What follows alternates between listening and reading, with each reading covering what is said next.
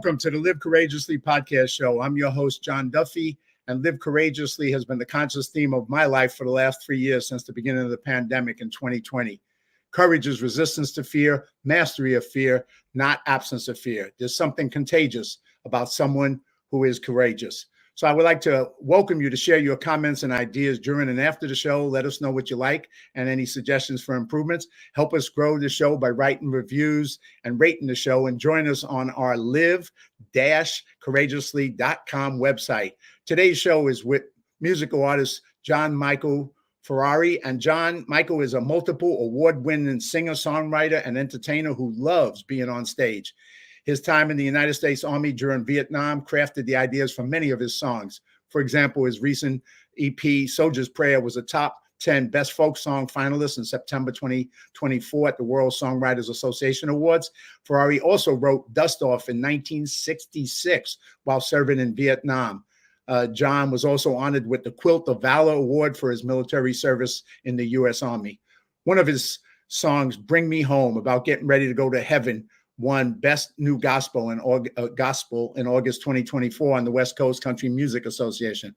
His country song, I Keep Rolling, on his recent I Keep Dreaming album won Ferrari Best New Country Song of the Year in Temecula, California. And John has received too many awards and has too many credits for his outstanding talent to mention them all. So I'm going to do the short version. In 2023, the Nashville Music Awards named John Michael Ferrari Radio Artist of the Year. And additionally, in 2019, he was awarded Singer-Songwriter of the Year at the Fame Awards. John has graced the covers of several magazines, including New Music Weekly, Hollywood Weekly Nashville, and Easy Way Magazine. And I could go on, but I'm going to welcome him to the stage. John, welcome to the show, and thank you for joining us on Live Courageously. Thank you, John. It's a pleasure being here. Thank you. Yeah, you're welcome. Hey, so, I always like starting my show off with two questions. And the first question is, when did we meet, if you remember? Because almost all the people on my show are people I know personally, not just, through social media. Do you remember when we met or when we interacted with each other? I think we were still living at the Highland House. Yeah, in Hancock Park in Los Angeles. It was right about then. I forget how many years ago. Was it 12? In the 90s, I think, something like that. Yes. Oh, yeah, look, there you are. Look at these two young guys, man. Hey. What a great picture. You had me on your show. And That's right. At the house, and you interviewed me talking about both my acting career at the time and a movie that I directed, The Flag, which was, supporting veterans. So we had a great show, and that's when we first came across each other. So a great memory. It's been a long time. I remember we did a lot of shows from that house back there in the studio. We did a lot of shows. Well, you were like one of the first people, I think, doing podcast shows back then. I mean, you were like, even before, I didn't even know what that was when you set that up. I mean, it was like you were cutting edge, man. When we started, they didn't even have a software to do what we wanted to do. We had to jimmy things together, and there was kind of software out there, but it was, in the beta form, was just coming out, and nobody was really sure. And we started off, and it was live. And I remember we were so excited because we had 2 viewers. And then it grew, it kept on growing and growing. Yeah, we were one of the first ones. And we had a lot of Hollywood celebrities come to the house. We did 5,000 shows. Wow, 5,000 shows. Yeah. And we had how many hosts? We had 15, 16 hosts.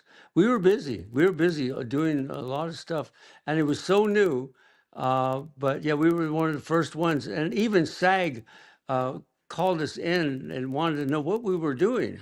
So we had Pepper and I were sitting there in the SAG office, and they had a round table with a lot of their lawyers, and they go, "Well, we understand you're doing some kind of podcast, and you have this name where it says SAG Podcast something." And we negotiated because they didn't want us to use the name SAG, even though we owned it. We could, but we said we'll give it up, and they gave us some things in return, and it worked out really well. worked out well. 5,000 shows. What an accomplishment, man. How many years did you do it for? I don't, how many years did we do that for? 9 years. 9 years, 9 something like years. that. And we Well, did sometimes several shows a day. We were just busy, but it was fun. It was a lot of fun, and it was a learning process. And now everybody in the world's got a podcast, and it's the way to go.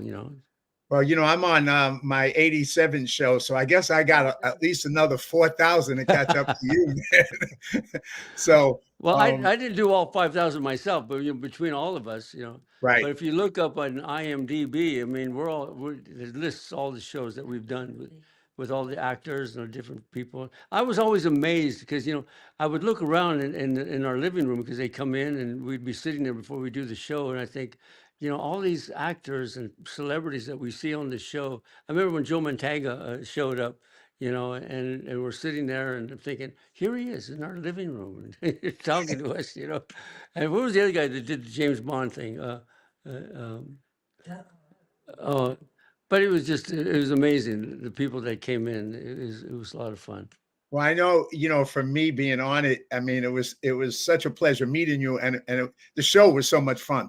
I mean, you actually, you as a host and the way you ask questions, I mean, it was both entertaining and just fun to be part of it. So I appreciate you doing that at the time, and allowing me to be on your show. It was fun. That was Oh, cool. Rosie Greer, I remember he was on the show too. I mean, Rosie Oh, Greer really? was on. Yeah. All kinds of people. Anyways, yeah, Oh, I forgot about that. I forgot about that. All the wonderful people we had on the show. yeah, no, it was an accomplishment, man. But let's before we go into your background, and I want to take everybody through your journey. I always like to ask people, what does live courageously mean to them? What is that? If somebody says live courageously, what would that mean to you? Well, when you talk about being courageous, and I can talk from being in battle. When you're in battle, everything's out of fear. There's nothing courageous about it. You're trying to survive. When you hear bullets whizzing by you, and you can literally hear and feel the heat and the wind as it passes by your ear. Wow. There's nothing courageous. It's fear that motivates you, and training. People don't realize how important the training is. They trained us to react to all kinds of situations under distress, and fear. And it is human nature when you're being ambushed to retreat. Well, they don't train you that way. You don't retreat. You move forward. And if you have any common sense, you're going to retreat. But that's not the training. The training is when they're shooting at you, we move in, we move forward. And that's because of the training and the fear. We're all working together as a unit. Courageousness is talked about after the fact. When a hero does things, he's not a hero at that moment. He's fighting for his life, and he wants to get home. He wants to get home to his family and the people he loves. And then afterwards, people will say the tremendous things he did, the bravery he did, but most of it's out of fear and out of survival. How long were you in both the U.S. Army and in Vietnam, John? I was in Vietnam for a year, but Okay. it was after about 4 months, 3.5 months, that I was actually given my own squad, my own night patrol that I would take as a 19-year-old young man. I would be in charge of 17, usually 17 people, or up to 24 people at night patrol. We'd go out there. But if you make it through the 4th month, you've had a lot of experience. And I can't count how many night patrols and missions I've been on. Must have been over 200. Wow. But you learn. You learn a lot. Every night you're out there and you're in and out of battles. And then you're given command. But I'll tell you what I really did like as a young man. I loved the responsibility. When you live in the real world, people don't want to give you the responsibility. You have to check with so-and-so, so-and-so has to check with somebody else. There's always somebody you have to check with. When you're in the military and you're in the battle and you're in the field, you have to make the decisions and you don't have time to check with anybody. I liked that responsibility. That's what I miss. And I think that's what it builds a character in a young man, is having that kind of responsibility on your shoulders. And you're trained to do that. as a enlisted man and as an officer. Tell us a little of the backstory. I mean, you joined the military when you were 18. You grew up originally in LA and then moved around. Tell us a little bit of your backstory, and then why did you join the military? And like you said, that gave you leadership and gave you responsibility. But tell us a little bit what got you to that point. Well, I was living in Carson City at the Nevada State Children's Home. I went there when I was 15 years old. And when I was 17, they released me. They said, you can be on your circumstances were in effect at that moment where the Nevada State Children's Home said, you need to be on your own now. That was kind of kicked out of the children's home in a sense. So I was on my own. I was drifting around. I went down to Las Vegas. I stayed with a friend. He was his name, I forget, Robert Everett, and he was at the time on the commission, the Nevada State Commission Board, and he helped me get a job and helped me enrolled in school in Nevada, but I wasn't doing well in school.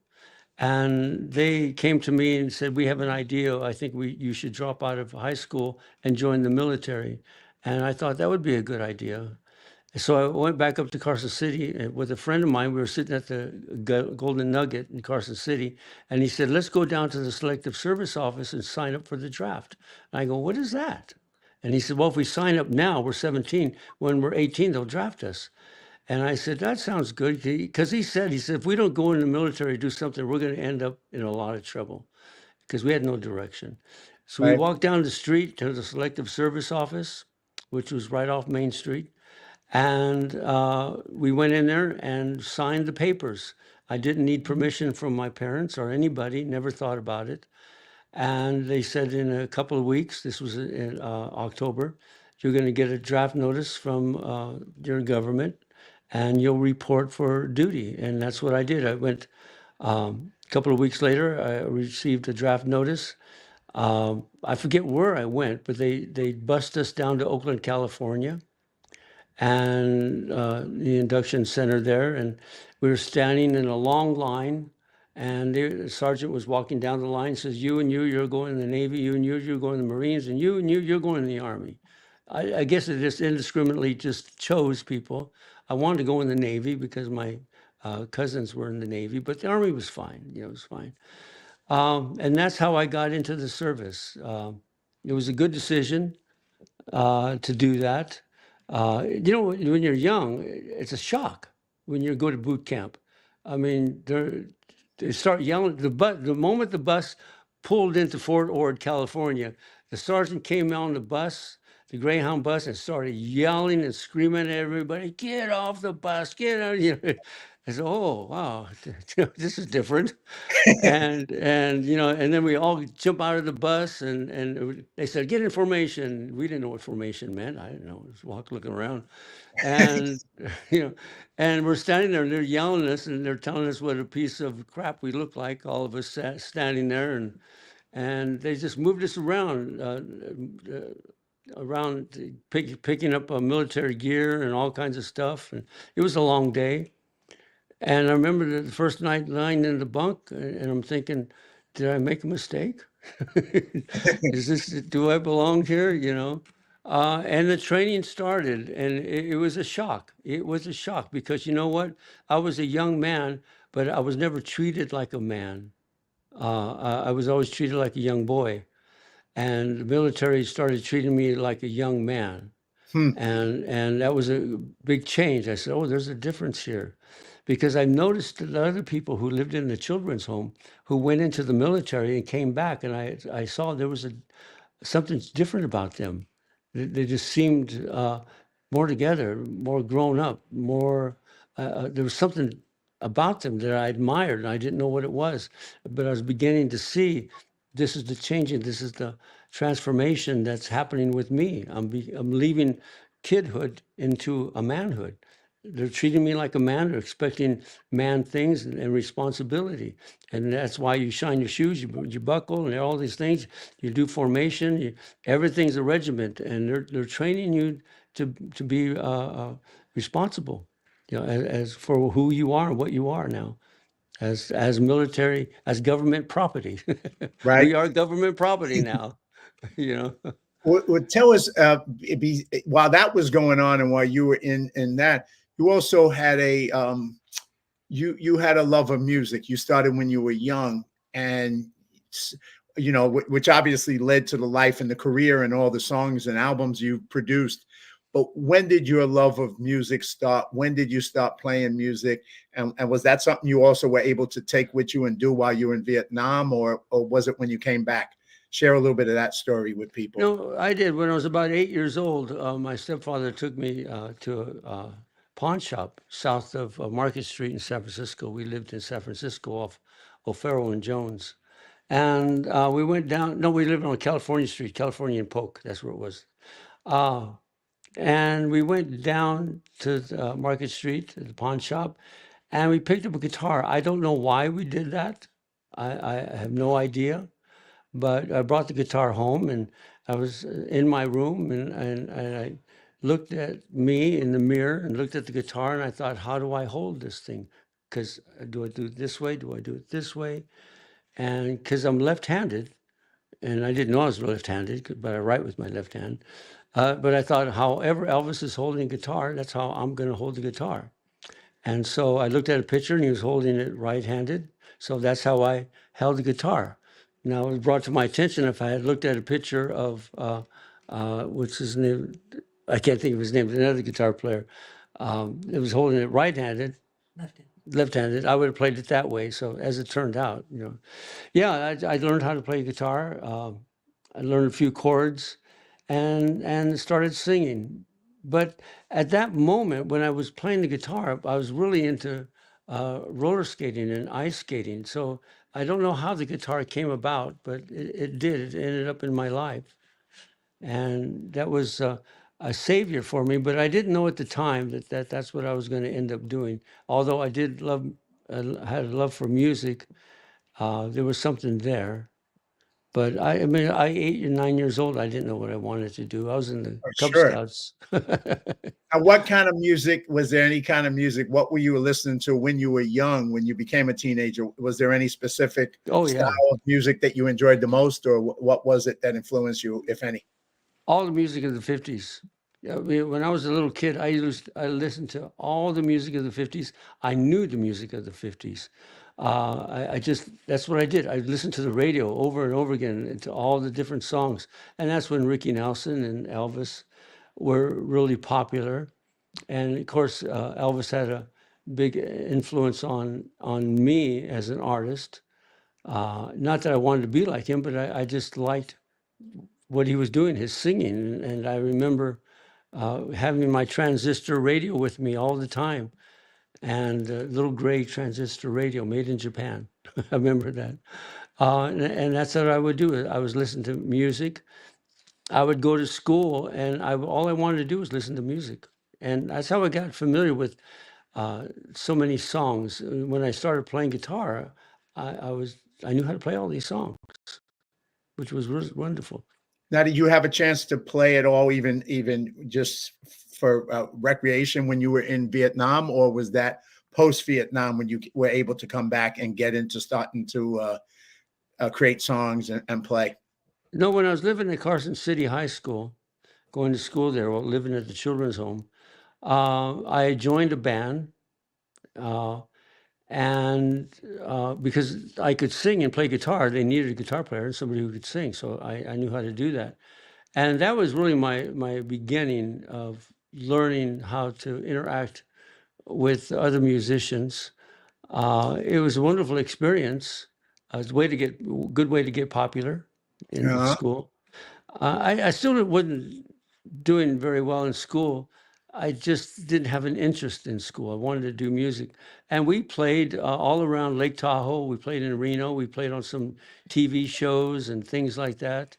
Um, it was quite an experience. So I was really learning and playing Beatles songs. We were playing a lot of Beatles songs and Stones songs, and we played at the Civic Auditorium in Carson City. We played there a lot. Wonderful group of guys. I don't know whatever happened to them. I have no idea. Um, but yeah, that was my introduction. So I knew how to play songs, a lot of different songs. And so it was shortly after that I went to the military, and somehow I ended up bringing a guitar with me to Vietnam. I don't know how I did that. I don't remember, but I had my guitar, and we were in base camp. I would play my guitar. And after our first, when we landed in base camp, we were only for a few days. We were there at Cu Chi, south, it was north of Saigon. We were taken out, choppered out to someplace up north, and we were dropped off and by helicopter.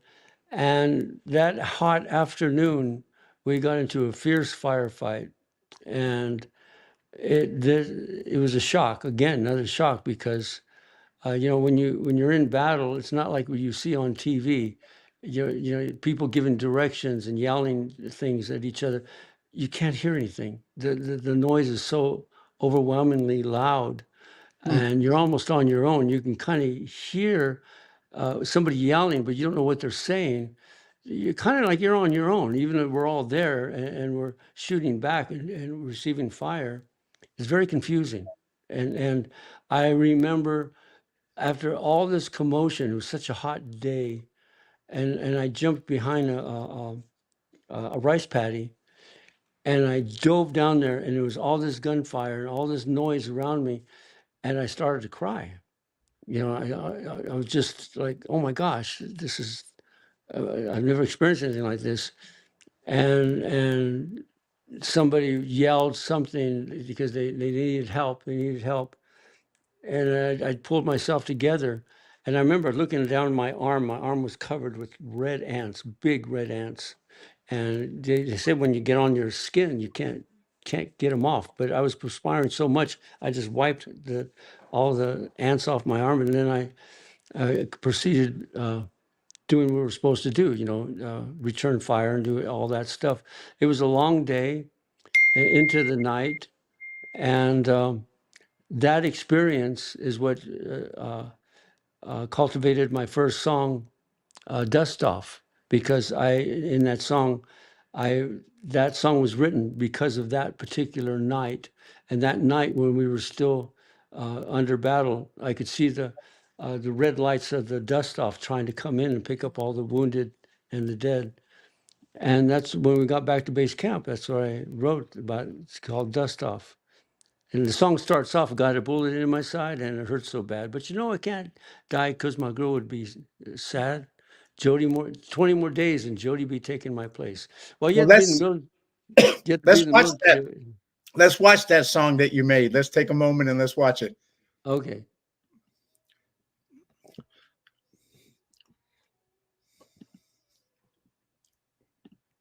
Whoops. Make sure I got sound. There's my guitar.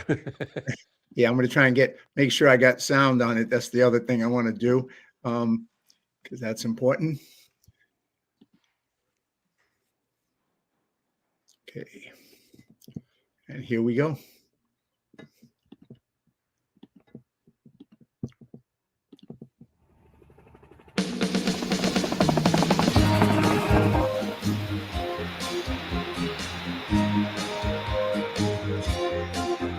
Got a bullet in my side and it hurts so bad. But I can't die cause my crew would be sad. 20 more days and Jody be taking my place. Come on NCO, gotta get on the ball. Tell the RTO to put in a call. The medics here have done their best. Now it's time for the dust off to do the rest.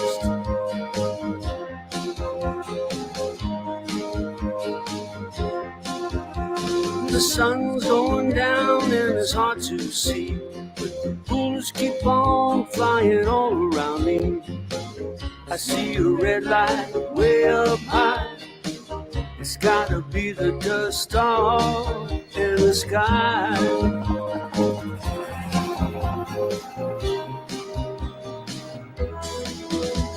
I feel real bad leaving friends behind, but they say they're gonna get me back home on time.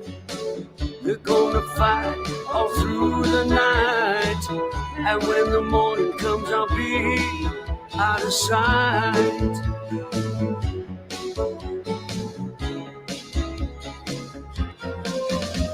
Well, here I am home sitting in my chair, got the TV on and guess what's on the air? There they are, they're at it again. They say they'll stay and fight until the end. The finest soldiers in all the land, for you, my friends, I'd proudly stand.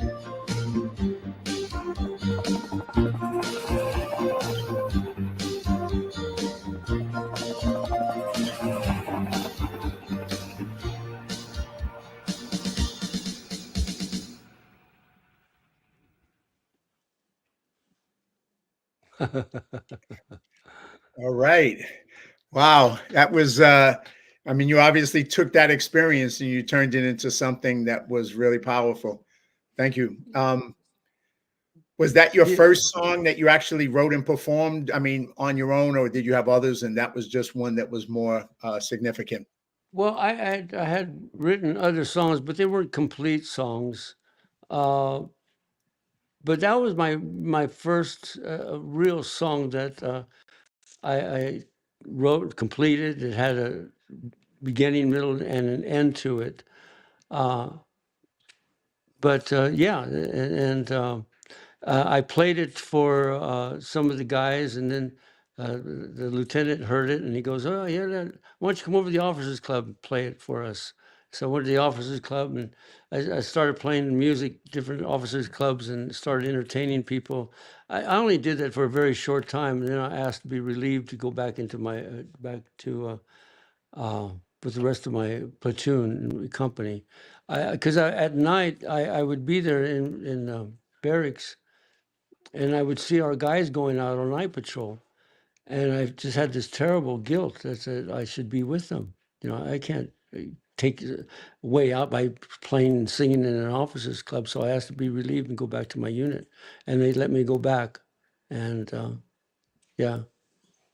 Well, it's funny. I was just down in Nashville this weekend for the first time in my life at a Gideon Film Festival, and I watched a documentary about Elvis that's coming out. And you're mentioning that, and you know, Elvis had an opportunity to not go serve in the military, but he chose to serve. And he also, like you're saying, he didn't want to just go over there and play music. He was pretty famous at the time, but he wanted to be just like the rest of the soldiers Right. and do his duty. So, you know, he was an influence on you. But, you know, for me, I was here it was the Johnny Cash Ranch, and I got to see some of the memorabilia from Elvis. And then to like learn that history about he made that choice to step up. And when he could have found the way out of the military, but he didn't, you know, so that's just like you're saying, you know, you just wanted to be part of doing your job in the military. Well, it's part of your training, you know. They make you feel all is one. You're one unit.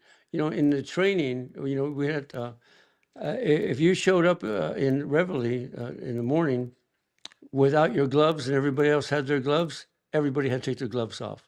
If one person did something wrong, everybody gets punished for it. You know, you learn that you're one unit. You work Right. together, and so when you're over there, we're one unit, and I'm out. I need to be back with the rest of the guys. That's our training. That's where the way they trained us to be. Absolutely. So, you know, John, there's a quote from you, and but before I share that quote, how did you then, you know, start to when you came out of the military? How did you start, or why did you start to go down the road of having a career as a singer, a songwriter, and being able to, you know, produce all these albums? What drove you in that direction? And share that journey with us. Well, when I got out of the service, I felt I made a mistake because the recruiter at Fort Polk, Louisiana, I was an instructor there. They said, if you stay in the service, re-up, we'll give you $5,000 and you'll become an E5 sergeant. And I just didn't know what I was going to do, and I didn't have a mentor, didn't have anybody to talk to, and I thought, well, no, I'll just go home. And the recruiter said, you really should stay in. And I said, no, I'll go home. I go home.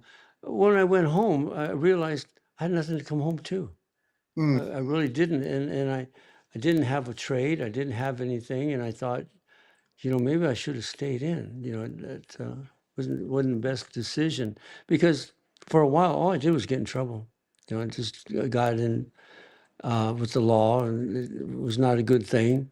Doing stupid things, had no direction, and then finally one day, some things happened, and I thought, I got to pull my life together, because it was to the point where nobody even wanted to be around me. If somebody saw me coming, they go, they'd cross the street to avoid me. And I thought, this is not how I want to live. This is not me. I thought the only thing I really know how to do is play music. And there were certainly a lot of venues around, to steakhouses and things like that. So I went down and started auditioning for jobs, and immediately started getting employment because I knew a lot of songs. I knew all the Jim Croce songs. I knew Cat Stevens songs, Neil Diamond songs, and I could go in there and play the steakhouses, and I would get $35 a night plus tips, and which was really good because my rent was, I think, $60 at one place a month, so that was good money. And I tried going to a junior college for a while, but I just wasn't interested in that. And I just got to stop for a second. Just to point, rent was $60 a month. Wow, what a difference to today, right? And that was in Walnut Creek, California. I had a little place off Main Street in Walnut Creek, California, next to the creek. Wow. There's a park there right in the middle, and there was a room I rented. It was called the House of Shutters. It was a business, and they sold shutters, and they had a room for rent in the back, and I rented the room for $60 a month. Which was good. And I remember, but I was broke most of the time. I remember I was so hungry. I had spaghetti and ketchup for dinner. That's what I did. I boiled the spaghetti and poured ketchup on it. I thought, this is not very good, but I was hungry. I was hungry, So I went through a lot of ups and downs. But um, sometimes I'd live with my sister, and she was a big influence and big help for me growing up and raising me. My parents weren't the ones that really raised me. My sister had a lot to do with raising me and instilling values and morality like I should have. But yeah, once I started playing clubs, I started finding a way, because then I started getting better jobs singing in clubs. Because then I started making $75, $85 a night. And then, sometimes I'd make $100 and $200 a night. And that was a lot of money, when your rent is that cheap. And even a nice place, I remember renting a nice place for $120. That was nice. And I was still making more than that a night. So there was like Boomtown for a while. But that's how I learned my craft. I didn't do much songwriting, but I knew so many songs. I knew how to play so many songs. I understand the structure and the format of all the popular songs, and how the choruses work, and where the verses do, and where the titles usually go. And I just knew all that stuff. So when I started writing songs, I knew that. It was just instinctively ingrained in me how to write a song. I didn't know what I was doing. I didn't know the names of what I was doing, but I knew instinctively how to put a song together. After a while, I started realizing, okay, well, this is a verse, this is a chorus, this is a pre-chorus, post-chorus. You start learning all these things, But that was a good thing for me. And that lasted for a while. And then I was lost again. When Yeah, I did you moved. go ahead? Keep going. No, I moved around a lot, and then at one point I came to Las Vegas, and I got a job at Circus. I thought that was fun. You know, I was 21 years old by then, and at Circus was. Have you ever been there in Yes, Las I Vegas? have a Well, couple of times, not, just a few times, but yeah, I've been inside Circus. Yeah, but it's a fun place, and yeah. we used to wear those polka dot shirts, Huh. and every day we go to work, and we didn't know where we were going to be assigned to the water game or this and that, but it was a little bit different. Circus was a little bit adult rated back then, and I was the only one that was 21 years old. I think there was another guy, but most of the kids were, either still in school or in college, and they were 21. But they had a game there where you'd go in and you would throw these baseballs and hit this target, and if you hit the target, this naked girl would jump up and dance for you. Welcome to Vegas. you know, uh, but that was my game. Right? That was mine. I switched off with somebody else because you had to be 21 to do that. But then other times I would be on the water games and things. But it was fun. It was fun. I worked there, and I worked for a couple of summers, I think. And then they laid everybody off, and I came back the next year and I worked there again. But I don't know why I wasn't doing well with my music. I just was lost. And it wasn't until the 80s, I guess, I went back there and I got a job at Circus. I mean, I got a job at Caesar's Palace. And I remember walking in there and I asked to talk to the bar manager. And what do you want, kid? And I said, I want a job. Well, you have to go through the unions and all that kind of stuff, back then. And he said, well, I don't need anybody, Um, I said, well, can I leave my name? And he goes, yeah, you leave a name. What's your name? John Ferrari. Oh, Ferrari guy. All right. Yeah.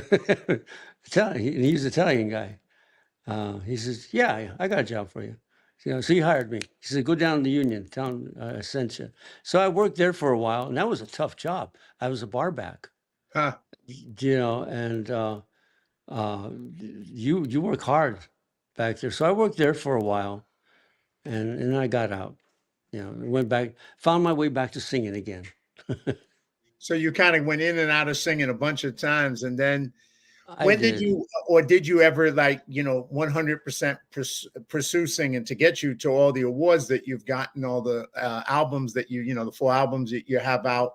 Have you done a lot of performing down in Nashville? How did that all come together for you? Well, I was working in Las Vegas with an agent, Steve Sheldon. He was a very prominent booking agent. And he came to me one day and he says, I'm not going to book you anymore. I go, what do you mean you're not going to book me anymore? He says, you're not going anywhere. Your career's just stagnant. He says, you got to get out of Vegas. He says, I booked you a place outside of Palm Springs called Highland Springs Resort. It's a prominently Jewish resort. It's like the movie, was it, what is it? Dirty Dancing. Remember Dirty Huh? Dancing? They had a resort. Well, that's Yeah. what this was. And exactly what this was. And I went there and he said, they don't open for another month and a half, but I booked you there and they have a place for you to stay and, they'll take care of you. So I went there and there was nobody there. It was a beautiful place outside of Palm Springs, up in the mountains. And they gave me a cabin and I was there. Nobody was there because season hadn't opened yet, except for the grounds people. And then when it opened, it was crowded. All these people came and they had activities and they had shows and they booked me in the lounge. They had a main showroom and a lounge, and I played the lounge. And I used to have a mannequin with me. Her name was Michelle. and I put Michelle behind a keyboard, and she was just a mannequin, and I would talk to her during the show, and people would come in and they like, what's going on with this guy? I'd start singing, "Hey, Michelle, how you doing tonight? We got a good crowd out there." "Yeah, we do." And people didn't catch on really. They thought it was a person. Then they'd look, that's not a real person. And then one night I'm singing Lady in Red, and there's this beautiful young girl there. And I walk over and I grab her hand and pull her out to the dance floor. And I sang Lady in Red to her. And I think she came back later and she said, "You're pretty good, but I could make you better." And that was Pepper J. I mean, put up a And picture of you with Pepper J right there, getting yeah, awards. That's the two of you. yeah. And she took me from being in the lounge into the main showroom. She trained me. She worked with me. She taught me things I didn't know, how to Wow. move, how to dance, and I did. She brought me as far as I could go as an unknown, because I Right. was doing other people's songs. I would do country clubs, things like that. I was like a Michael Bublé, doing all the cover songs, the Sinatra songs, all those type of things. So when I came out and I'd do those shows, I'd come out in a tux sometimes, or always in a coat and tie, and always looked nice, and had a nice band and things. So we did very well. We played in Hollywood, played at Smokehouse, famous Smokehouse right across the street from Warner Brothers for a year and a half. And every night we had people, celebrities in the audience. I remember Bob Hope was there.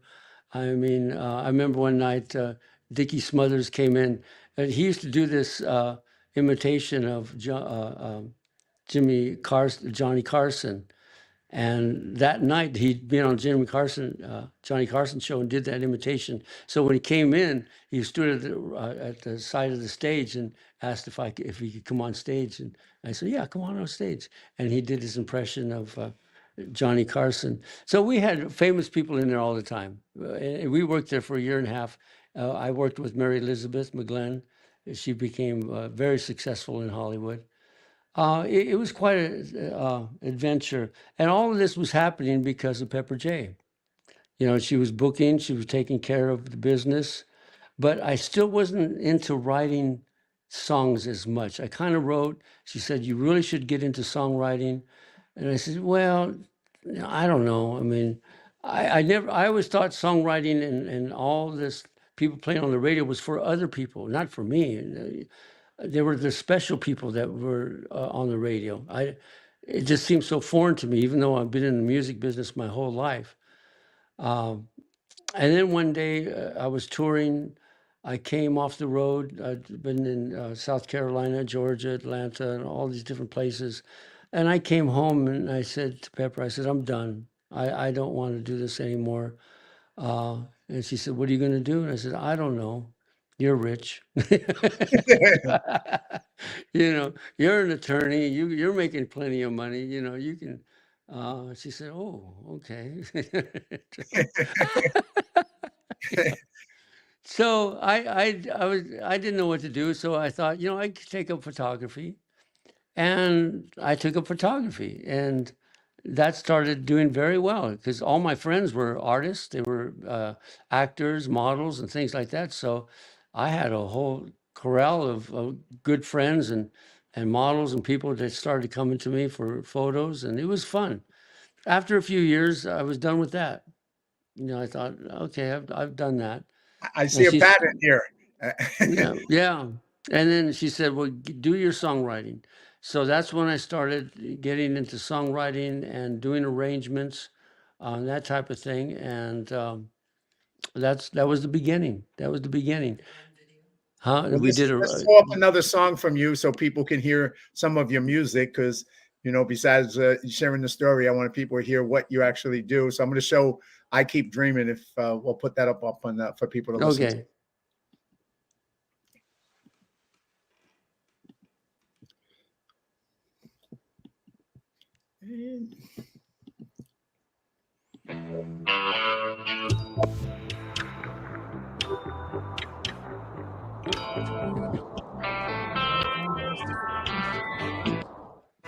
Yes, I've been in love with you for such a long time, and I wonder how it would be to hold you so tight,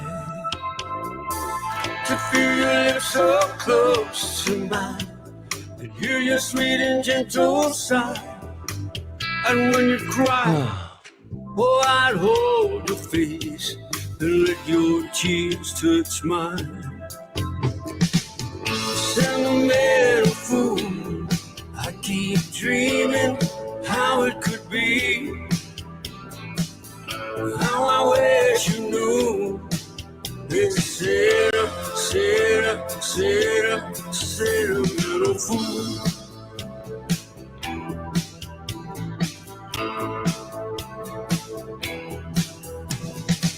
Your love is strong for someone else who loves you just like me. But I'll go on loving you for eternity. Sentimental fool, I keep dreaming how it could be. How I wish you knew. Yeah, sentimental fool.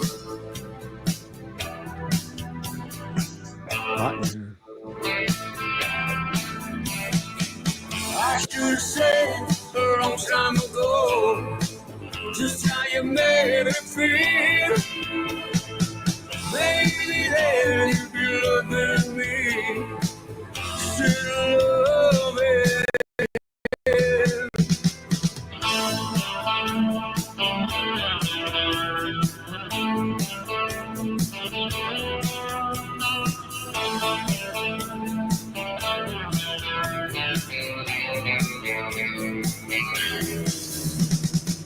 Whoa,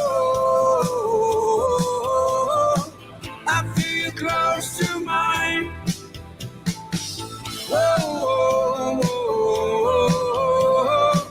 I feel close to mine.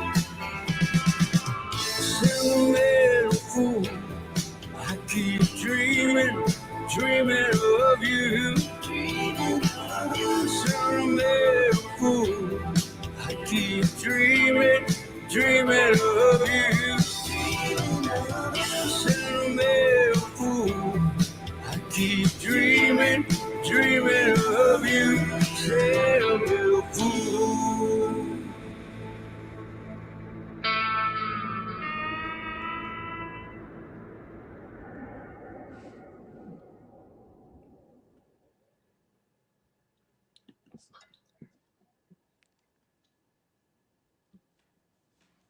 All right. All right, welcome back. Tell us about that. I Keep Dreaming. When did that come about, and when did you do that? Well, that's our latest. I Keep Dreaming is the latest album. Our latest album. I think that was it a year ago. It came out January 15th. January 15th last year. This year. Or, well, yeah, this year, January 15th. Yeah, I'm not sure what songs are on there. I know they're winning different awards, which is always nice. I Keep Rolling On. I Keep Rolling On. What was the other one? Please Tell Them. Please Tell Them, One Heck of a Girl. Yeah. Yeah, I just write the songs, and then when I write a song, I make a demo of it, sit down with Pepper, we go through the song, and she'll make comments, and she'll look at the lyrics and read over the lyrics, and she'll say, oh, these are really good lyrics, but they don't belong to this song. So rewrite it, We collaborate very well together. Yeah, when I tell you, my career really started moving in this direction when I started writing my own material. And I started just before we moved to Pahrump, Nevada, right outside Las Vegas. I started writing songs. We were still at the Highland House, but I really got into it once we moved here. And then I wrote quite a few songs, not quite a few, but I don't know, 12, 15, 20 songs. And then she said, we're going to Nashville and we're going to record these songs. And I thought, oh, that's a concept. Okay. You know, and I didn't know that things were going to take off like they did. We decided that we were going to go with the Nashville system. We were new at it. We were going to take their suggestions. Some of our first songs, our session leader, Larry Beard, made a comment and says, this is a good song, but you don't need this third verse. Get rid of the third verse, make some changes here. We did the changes. He said, now it's radio format. He said, now you have a chance of getting your song on the radio. And I remember our first chart song, we were 198. We were absolutely excited that we were actually on a real chart with artists at 198. And this is when COVID hit. And all the major stars were pulling back their songs. They were not touring, they're not doing anything. So there was a big void. And that was a perfect opportunity for us as an unknown artist, because now they would get to listen to somebody who's out there, and we were pushing our songs. And each week our song just climbed up the charts, up the charts, up the charts. And and finally we got it to number 2 on the charts, and that was exciting. So beautiful. The song was called So Beautiful. And almost every one of our songs have hit the charts and done well. And we're always excited. It's like it's an amazing thing that's happened. I get these awards, and that people acknowledge us. It's pretty fascinating. But it Well, takes a good song, but it takes a good producer, and that's what Pepper does. She produces and she arranges. She does all the business aspect of it. But you need that. Otherwise, I wouldn't. I'd still be singing someplace in a little club. yeah, she's clearly played a big role in moving all that forward. And I would, like I said, I was down in Nashville last week. I spent 1 hour in downtown, on the street, downtown Nashville, and I just couldn't absorb enough of the music. I can't wait to go back. So, I mean, for you to be performing there and to work, with musicians there, it's a unique place. So that's so very cool. You have a quote in your website, which I like. You said, "There's never a stranger in the audience." What's that mean? Well, I was performing in Greensville, was South Carolina, I think it was. And when I came out, I was waving to everybody and go, "Hey, how you doing? Oh, good." And after the show, this guy came up to me and says, "How do you know all these people?" I said, "I don't." And he says, he says, "Well, you seem like you know them." And that's what it hit me. And I thought, because there's never a stranger in the audience. If I treat my audience like they're strangers, then there's always a wall between us. So I look at my audience and I look at all the individuals and I treat them like they're my best friend. When I see them, "Oh, how you doing? It's good. Oh, you're here. Oh, thank you for being here. Oh my gosh." If you go in there with that feeling, you make them feel welcome, because you bring them into your life, because you look at them and make them feel like they're your best friend. They're the most important person, to you. When you listen to somebody talk, you listen to them. You listen to them intently, like you care about them. And that's how that phrase came about. There's never a stranger in the audience. Or it's a great phrase, but it's a great way to treat people, right? Because you treat everybody like they're your friends, and then you make them your friends, and that Yeah. Yeah. it's the best way to treat people. So when I saw that, I was like, yeah, that's obviously people feel that, and when you're sitting there, all of a sudden you're not a stranger. You're not, you know that the person isn't, ignoring you when they talk to you. So yeah, congratulations on that. I love that saying. So true. Hey, there's a couple more. I want to play one more song because it comes full circle, and I really love this song for all kinds of reasons. And then we'll come back and finish and wrap it up. But this is a song, if you want to introduce it to us, which is A Soldier's Prayer, which I really love, and I would just like to play that for everybody. And if you want to give us a quick introduction to that. I'm not sure how that came about. How did Soldier's Prayer come about? It came from all of your experience in NAM. Oh, yeah. Well, she wanted me to write this song, patriotic song, and I had some ideas. but it just wasn't working. And Pepper would listen to it, says, "No, that's good. Keep going, keep going." And the song would have never happened without her pushing me, And so I took the experience of um, the young soldiers that came to Vietnam that didn't make it, that died. And I had one particular soldier in mind that he was a very good-looking young man, and that first day of the operation, he got shot in the head, and I just never forgot that. But he didn't even make it through the first day. Wow. But I took that because he was newly married, and I took that and put it in a song. Like, here's a song about a young man going off to war that dies, but comes back in spirit and looks after his wife for 60 years until she gets ready to die, and he's there to welcome her home. Well, let me, And that, on that note, let me share that with the audience, and then we can come back. And give me a second to put this for everybody.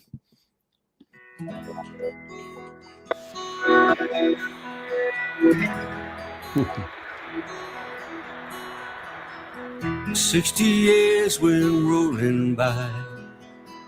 It was here we said goodbye. The war was brewing, it was extreme. We were only teens. I knew the day I died, all alone, my brand new bride. Our favorite song would be a sign I'd be back in time. So raise a flag with pride and grace. I seen the pain on a soldier's face. Bring me home, both sides say. I'm a soldier of the USA. You weren't alone all these years. Seen you cry, I know your tears. You raised our child and a family, all without me. You've done well with your life, lots of friends by your side. I heard a nightly secret prayer, I was always there. So raise a flag with pride and grace. I seen the pain on a soldier's face. Bring me home, both sides say. I'm a soldier of the USA. Now it's time, my lovely wife, bring you home. Say goodnight. Close your eyes to our favorite song. Can you see me now? Can you see me now?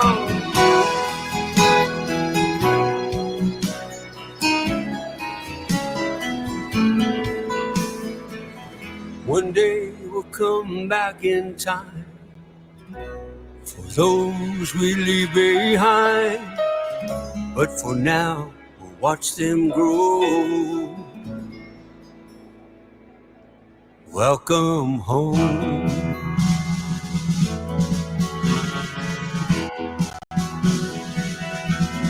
Welcome home.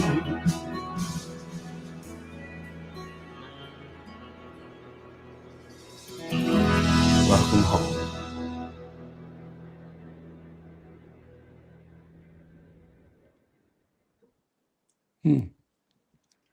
Yeah, that's a powerful song. A really, really powerful song. well, when I use that phrase, the pain on a soldier's face, that's a powerful image because, when you're in combat, you see the pain on every soldier's face, whether they're on your side or the enemy, because the only thing that matters to any soldier is coming home, because both sides have families, both sides have loved ones.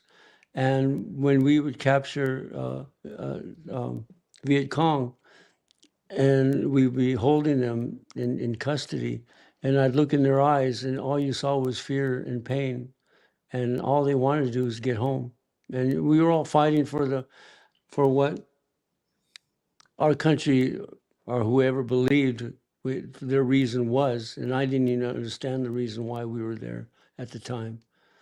But we were soldiers. We were doing what we were told to do. But it doesn't. War doesn't have to be that way. It doesn't have to be spending billions of dollars to kill people. You can spend billions of dollars saving people, helping people instead. That's what we should be doing.